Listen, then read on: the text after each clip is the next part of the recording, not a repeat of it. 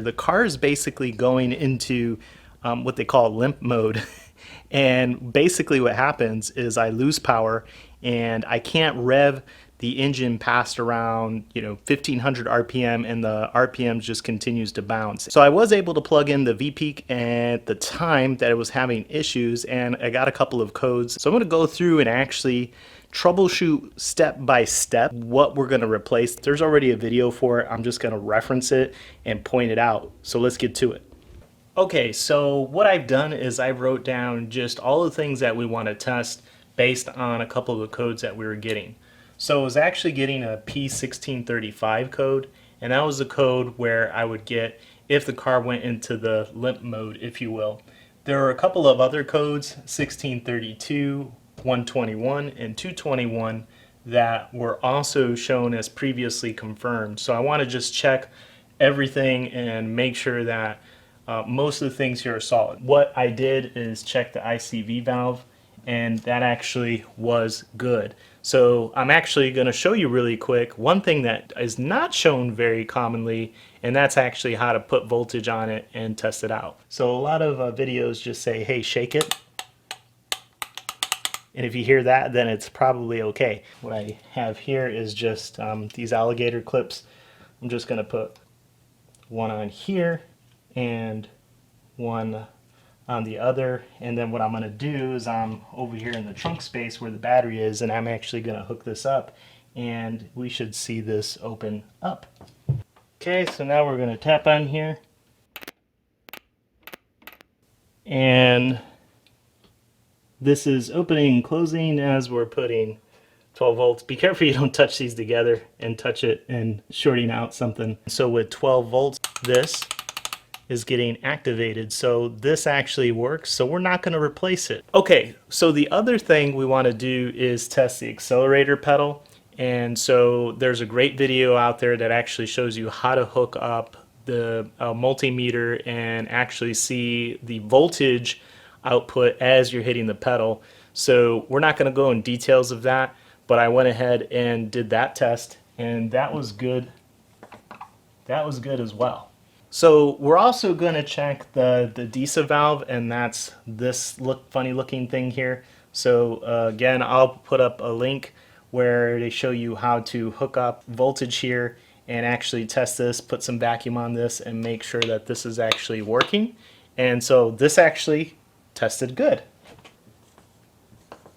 My marker's not working. Hold on. Okay, so that checked good.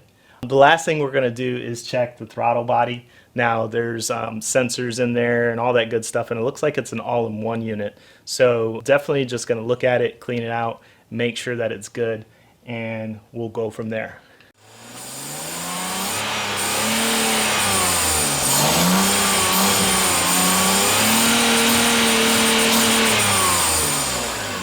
Okay, so I think it's fair enough to say that the throttle body does work. Okay, so while I was putting everything back together, I found something interesting. So there's actually a vacuum hose that feeds off of the main hose here. This guy here goes into right there. And this is the connector that goes into that hose at the top. And there was another hose that went down in there. So, and when I started trying to clamp everything together, I noticed that it's just kind of hanging loose down there. It's not attached to anything way down there. So yeah, I'm gonna have to figure out what that cable is and why it's disconnected and get it back to where it's supposed to be. And we'll see if that makes any sort of improvements. Okay, so I've got a diagram here. This is actually from the BMW 3 Series service manual. It's made by Bentley Publishers. And so if we look at this diagram here, we can kind of follow through. So there's where the intake is. And then you've got a couple of vacuum hoses here. This is probably the big vacuum hose. And then there's two little small lines here that kind of come down. And if we trace them out, those also require vacuum. One goes over here, and then the other goes over here. So it looks like it kind of goes into the fuel system. So that led me to over this part. And so it looks like we got the fuel pressure regulator, and it looks like there's a vacuum hose that goes to it here. So just kind of combing through here, and so It looks like that's probably what I'm looking for underneath the car here. And so this is probably the vacuum hose that's disconnected. So I'm gonna have to lift the car up and reattach that vacuum hose, and hopefully we'll be all good. The vacuum hose we were talking about is right here. We need to basically reattach this guy back to there. So I do have some spare hose. So here's my spare hose. And I'm gonna cut it, and then we'll put it from there, and we'll put it right there and get this all situated. Where's Ashley?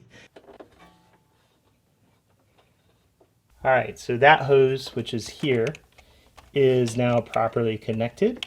So the vacuum hose is connected here. So technically we had an air leak, and I'm gonna snap that back on there. And then I'm gonna go ahead and put everything back together again and make sure everything's nice and clean. We'll test one more time, make sure that there's no vacuum leaks, and then we'll give her a test drive. Okay, so we're all settled in. I am gonna go ahead and plug in the VPeak, and I have my iPad with me. So that way, if anything happens, we'll be able to capture all of the data, and we'll see how it goes. Camera 1, camera 2, safety first.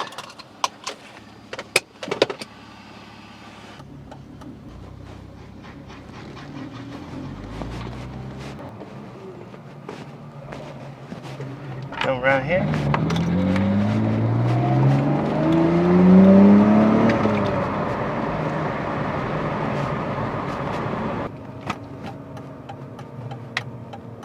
Do the takeoff from first.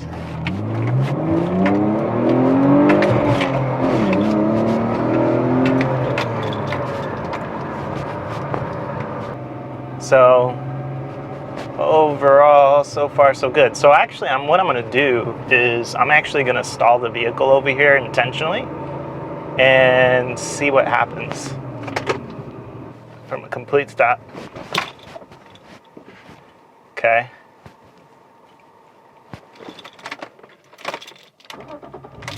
Now previously, whenever that happened, right after that, after the car was jerky, it would definitely have some issues with limp mode. So it's almost like something was loose.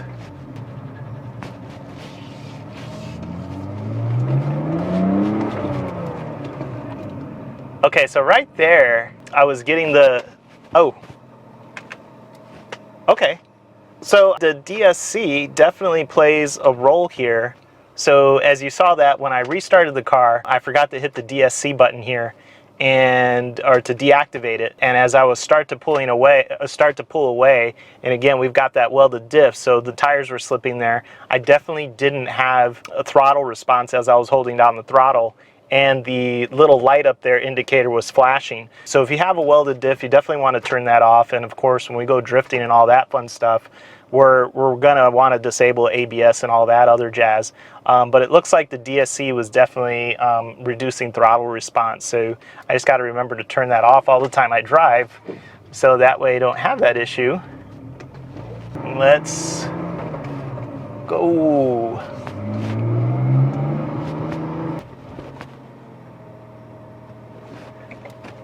All right, we'll be able to get this emissions tested. None of the check engine lights are coming on that were coming on before.